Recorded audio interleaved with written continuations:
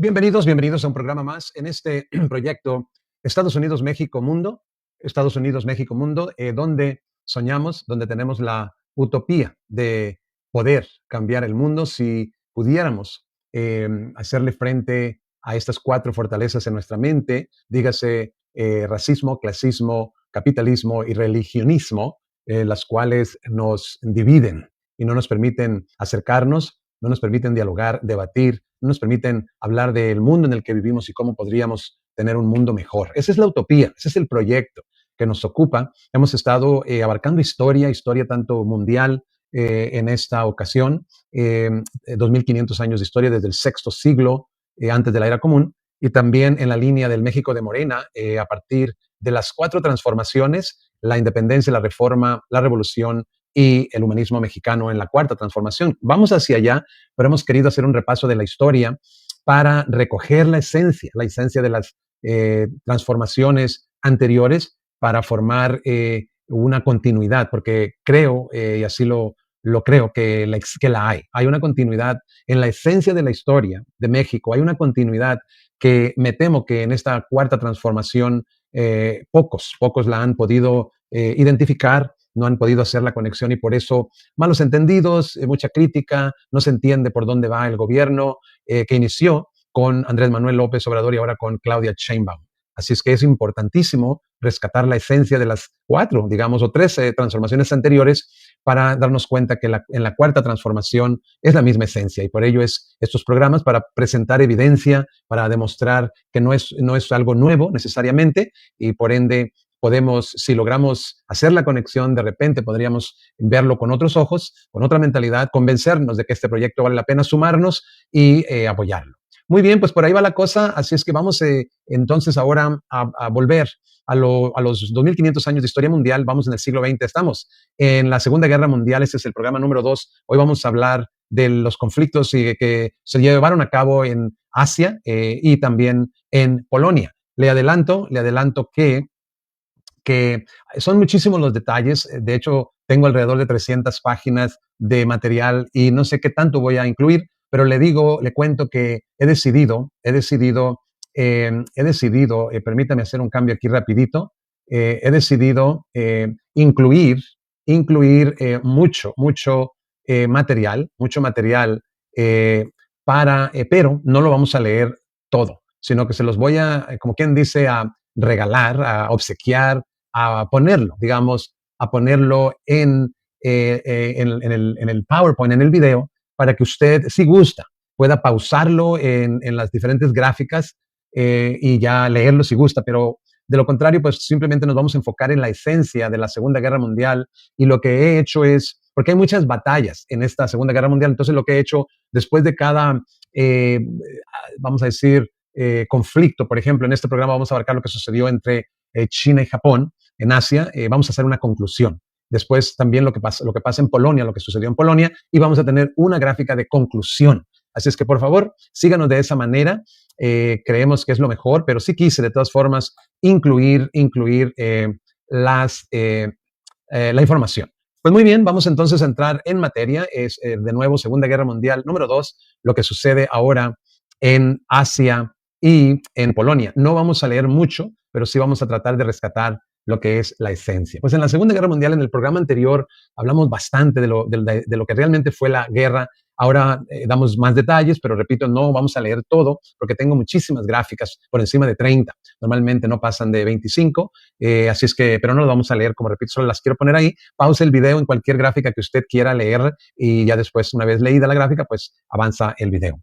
Leyes de neutralidad, 1935-1939. En Estados Unidos, la experiencia de la Primera Guerra Mundial y el aislacionismo condujeron a la aprobación de una serie de leyes conocidas como actos de neutralidad, 1935, 36, 37 y 39, que prohibían la venta de armas y el comercio con países beligerantes y buscaban evitar que el país se viera arrastrado a nuevos conflictos. El primer acto de neutralidad, firmado el 31 de agosto de 1935, vetó la exportación de armas, municiones e implementos de guerra sin licencia y advirtió a los ciudadanos de Estados Unidos contra viajar a zonas de combate. En 1933, mediante la renuncia al intervencionismo unilateral en la Convención de Montevideo y la abrogación de la enmienda Platt, la administración del presidente Franklin D. Roosevelt instauró la política de buena vecindad, destinada a mejorar las relaciones con América Latina mediante el respeto a la soberanía y el fomento de intercambios comerciales. Esta estrategia incluyó acuerdos culturales y económicos que años después facilitarían la consolidación de un frente hemisférico aliado.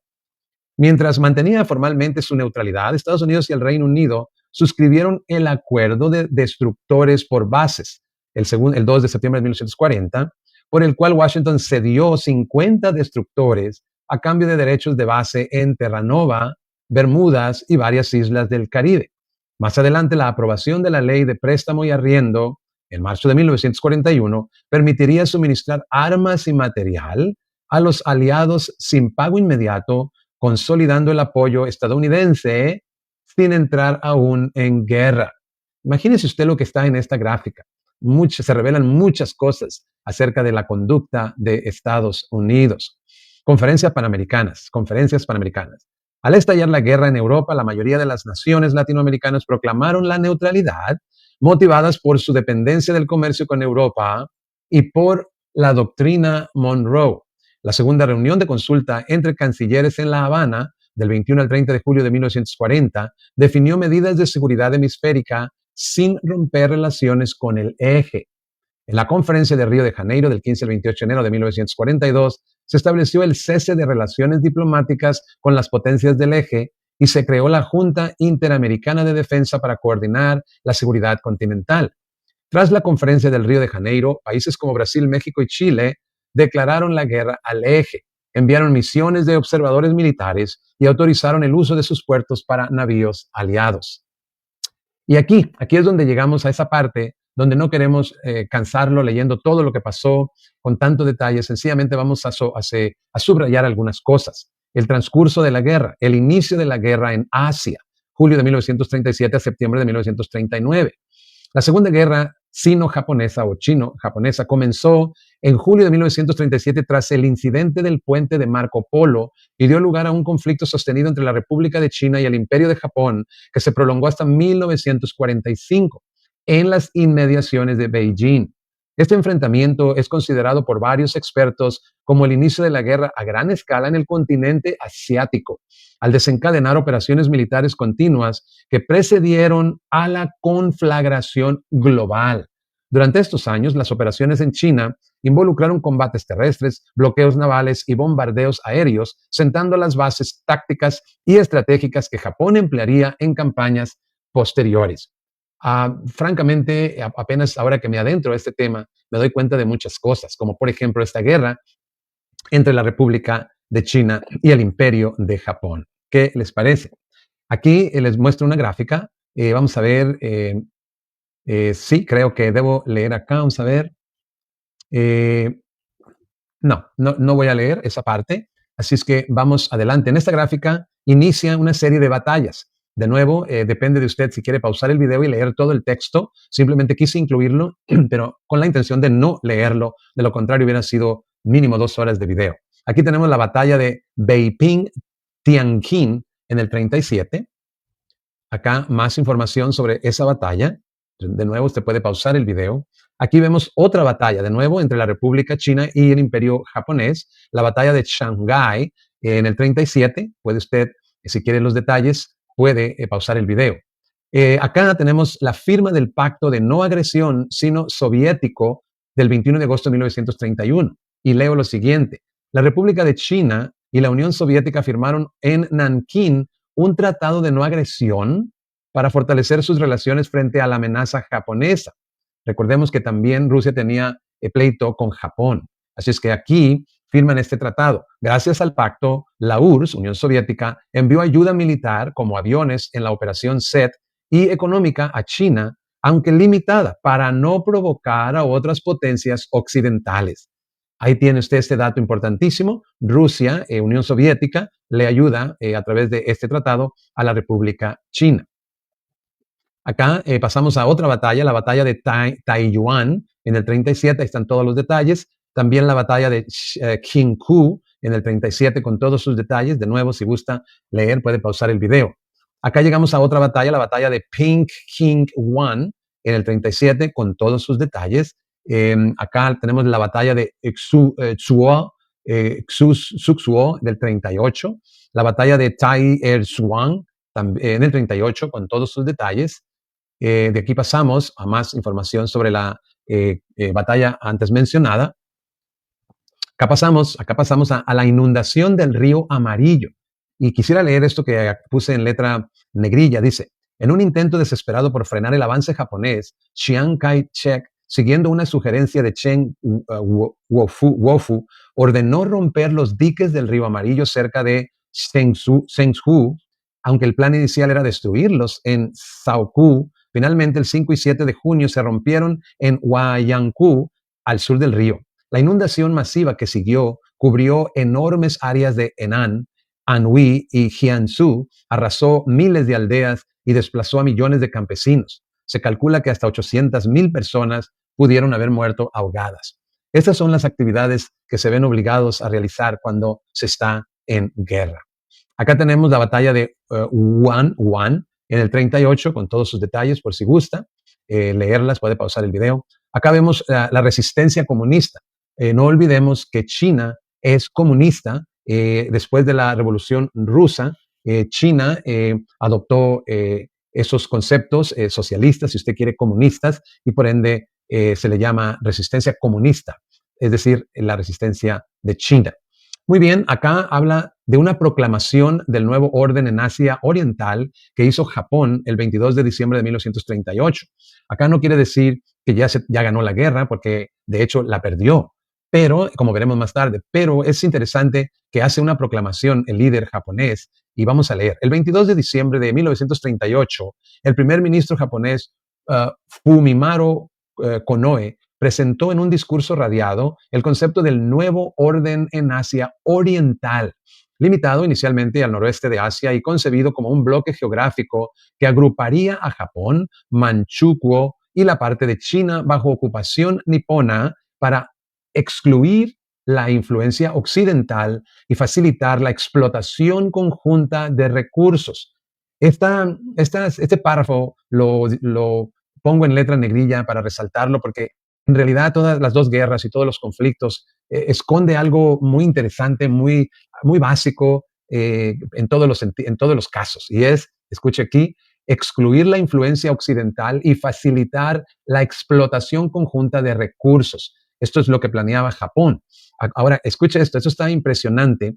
¿Por qué? Porque nos da la esencia de las guerras. Aunque revestido de un lenguaje idealista de liberación anticolonial, escuche esto, el mensaje estaba revestido de un lenguaje idealista de liberación anticolonial, o sea, librarse del anticolonialismo.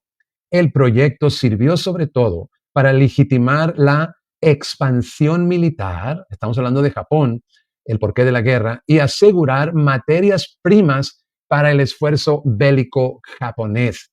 Bingo, como dicen por ahí. Aquí encontramos, por eso, cuando estudiamos la historia es importantísimo la esencia. En esto está la esencia. Todo lo demás, es más, alguien me dijo, ¿sabías que en la historia no todo es cierto? Le digo, por supuesto que lo sé, pero cuando uno busca la esencia, que es esto que acabo de leer, bien puede haber mentiras o medias verdades y no cambia, porque esta parte no tiene vuelta de hoja.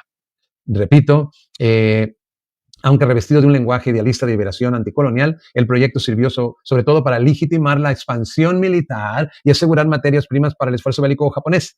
Más al rato voy a leer algo también muy impresionante que tiene que ver con cómo Japón estaba literalmente imitando a los otros poderes occidentales. Muy interesante. Aquí vemos la batalla del lago Hassan del 38, por si gusta leer.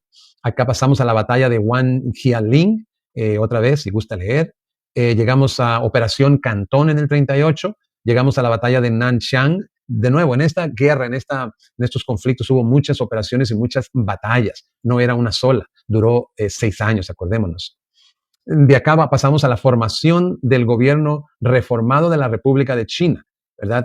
Otra vez, si gusta, puede leer la información, más información, y también vemos la batalla de Jalgin en el 39, perdón, un poco más, y acá tengo otros párrafos que quisiera leer. El conflicto se intensificó en agosto de 1939 cuando Zhukov, con un ejército con tanques y aviones, comenzó una ofensiva decidida, adelantándose al ataque japonés programado para el 24 de agosto. Estamos hablando de China. En el mismo mes, el pacto Ribbentrop-Molotov entre Alemania y la Unión Soviética se firmó. ¿Cómo va usted a creer? El enfoque, la batalla más grande de la guerra mundial es Alemania contra la Unión Soviética, y acá están haciendo un pacto. ¿Cómo está eso? Entre Alemania y la Unión Soviética se firmó, lo que desestabilizó aún más la situación en Japón, ya que la Alemania nazi no respaldaría a Japón en este conflicto. Por un lado, Rusia sí respalda a China contra Japón. Por otro lado, Alemania no lo respaldaría a Japón en ese conflicto gracias al pacto Ribbentrop-Molotov entre Alemania y la Unión Soviética. El 20 de agosto, las fuerzas soviéticas cruzaron el río Jaljín-Gol, avanzando con artillería y aviación en un asalto devastador contra las posiciones japonesas. A partir del 23 de agosto, la situación cambió a favor de los soviéticos, quienes con su superioridad en tanques y artillería destruyeron el sexto ejército japonés y aniquilaron el 27 de agosto, después de varios intentos japoneses por romper el cerco, las fuerzas soviéticas y mongolas destruyeron por completo las tropas niponas. Ahora, leo este otro párrafo. Este enfrentamiento, conocido como la batalla de Khalkhin-Gol o batalla de Nomohan, fue decisivo en la contienda entre la URSS y Japón y contribuyó a que Japón considerara sus ambiciones en Asia o reconsiderara sus ambiciones en Asia, especialmente en su enfrentamiento con la Unión Soviética. Acá tenemos la primera batalla de Changsha, por si gustan los detalles, más detalles de esa batalla. Y ahora sí vamos a hacer la conclusión de esta batalla entre el Imperio japonés y la República China. Acá vamos. La Segunda Guerra Mundial, resumen de la guerra asiática. Japón, un conjunto de islas con gran cantidad de población, pero falta de recursos naturales, entró en el siglo XX con el firme propósito, escuche, debí ponerla con letra negrilla, imitar el sistema económico de las potencias occidentales, incluyendo el colonialismo como forma de mantener su propio desarrollo, y volvió sus ojos hacia el continente asiático. Estas tres líneas, renglones, valen muchísimo, hablan muchísimo. Nunca debemos olvidarnos del porqué de las guerras. Ahí se sigue asomando, ahí se sigue manifestando la esencia de las guerras. Las guerras asiáticas en la Segunda Guerra Mundial se dividen principalmente en dos: en la Segunda Guerra Sino-Japonesa de 37 al 45 y la Guerra del Pacífico. Iniciada por la invasión japonesa de China en 1937, la guerra se globalizó con el ataque a Pearl Harbor en 1941, cuando Japón atacó a las colonias europeas y Estados Unidos para asegurar recursos, perdón, cuando Japón atacó a las colonias europeas y Estados Unidos para asegurar recursos, lo que integró los conflictos en un frente asiático más amplio. Primero empezó con China, pero después se amplió. El conflicto en Asia terminó con la rendición de Japón en 1945 tras los bombardeos atómicos de Estados Unidos y la invasión soviética de Manchuria. Así fue derrotado Japón. La Segunda Guerra Sino-Japonesa comenzó con el incidente del puente de Marco Polo en 1937, cuando Japón invadió Manchuria y el resto de China. Fue el frente más mortífero de la Segunda Guerra Mundial, causando más de 20 millones de muertes, en su mayoría civiles. A pesar de las victorias iniciales japonesas, como la caída de Nankín en 37, el ejército chino se organizó y resistió, desviando a la mayor parte del ejército japonés y debilitándolo. La Segunda Guerra, la Guerra del Pacífico en el 37 al 45, permitió que Japón se expandiera aún más y tomara colonias europeas como la Indochina francesa y Singapur. El ataque japonés a Pearl Harbor en diciembre del 41 provocó la entrada de Estados Unidos en la guerra y el inicio formal del conflicto en el Pacífico.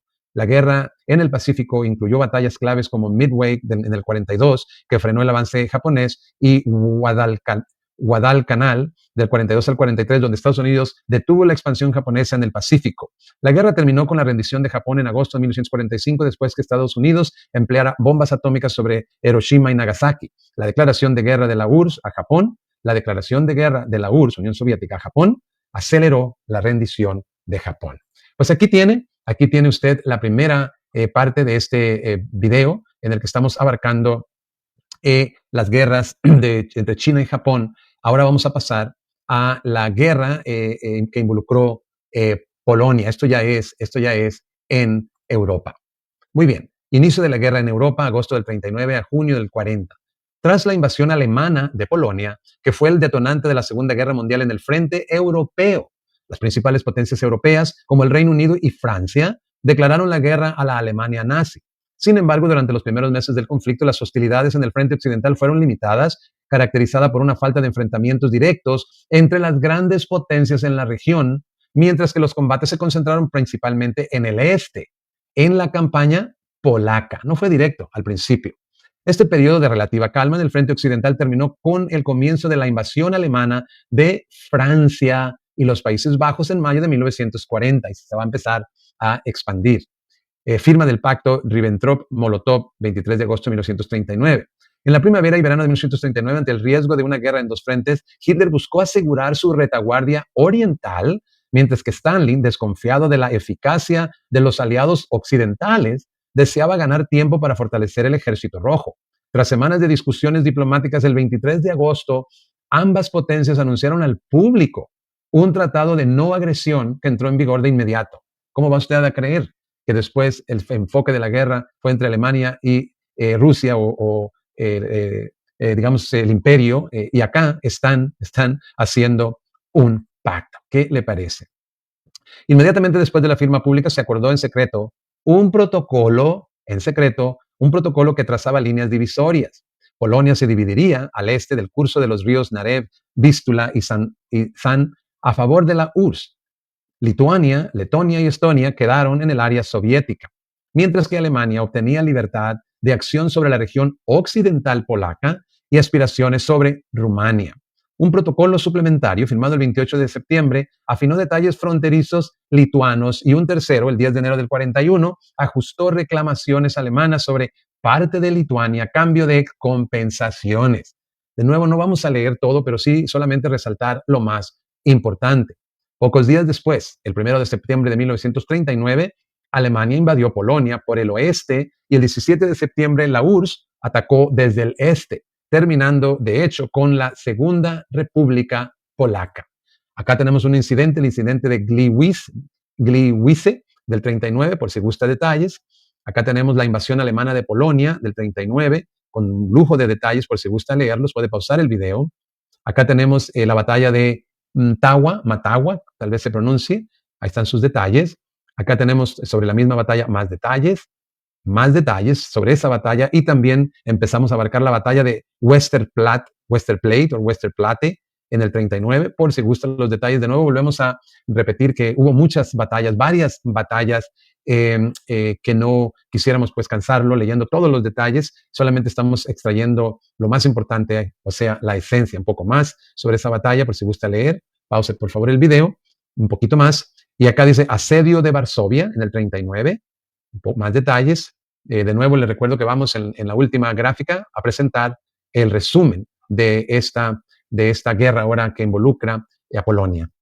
La batalla de Sura, la batalla de Neópolis, ahí tiene otras dos batallas más con lujo de detalle. Vamos a ver acá, tengo este renglón con la entrada de la URSS en la guerra como aliada de Alemania. Eso es interesantísimo. Y sin ayuda occidental, la resistencia se volvió inútil.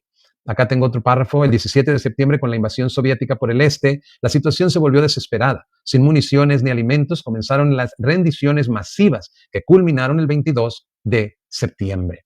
Más información, tengo otro párrafo. El 17 de septiembre, la Unión Soviética invadió Polonia desde el este, declarando que el Estado polaco había dejado de existir. Acá tengo otro párrafo. Dice, el mismo día, enviados alemanes y soviéticos exigieron la rendición. Mientras los alemanes planeaban un asalto para el 21 de septiembre, Hitler ordenó que Leópolis fuera entregada a los soviéticos, cancelando el ataque. Ante la desesperada situación, Sikorsky decidió negociar la rendición. Y así es como vemos que están doblegando, venciendo, derrotando a Polonia. Vemos otra batalla de Brest-Litovsk en el 39 con lujo de detalles. Vemos otra batalla más, la batalla de Tomaszów Liberski en el 39.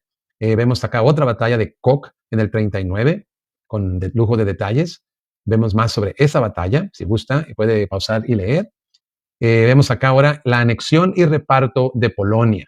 Entonces pierde Polonia y se la anexan y se la reparten. Tras la invasión de Polonia de 1939, Alemania y la Unión Soviética se repartieron el territorio polaco según los acuerdos del pacto Ribbentrop-Molotov. Así es que ahí está.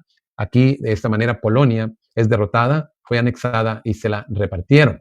Acá, de nuevo, un poco más de detalles. Y ahora sí entramos entramos a el resumen de esta batalla que involucró a Polonia, que fue atacada por Alemania y la Unión Soviética.